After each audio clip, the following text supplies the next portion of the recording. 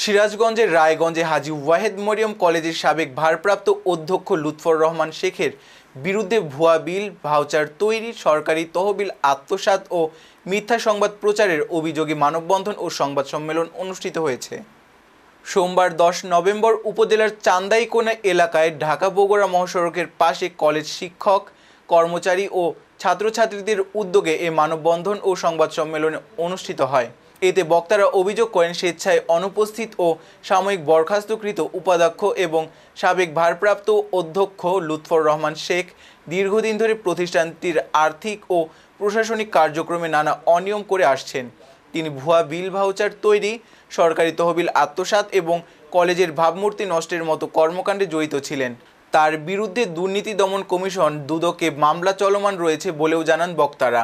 এছাড়া সম্প্রতি সাবেক ওই ভারপ্রাপ্ত অধ্যক্ষ গণমাধ্যমে কলেজ ও সংশ্লিষ্টদের বিরুদ্ধে মিথ্যা ও ভিত্তিহীন সংবাদ প্রচার করে প্রতিষ্ঠানের সুনাম ক্ষুণ্ণ করার অপচেষ্টা চালাচ্ছেন। এতে শিক্ষক, কর্মচারী ও শিক্ষার্থীদের মধ্যে তীব্র ক্ষোভ সৃষ্টি হয়েছে।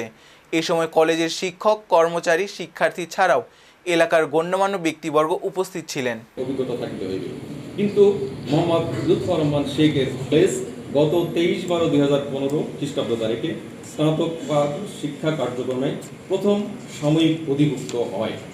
উক্ত কলেজটি উচ্চ মাধ্যমিক পর্যায়ে এমপিওভুক্ত অধ্যাপকভাবে উপাধ্যক্ষ পদে নিয়োগ লাভের কাম্য যোগ্যতা বা অভিজ্ঞতা মোহাম্মদ লুৎফর রহমান শেখের নাই।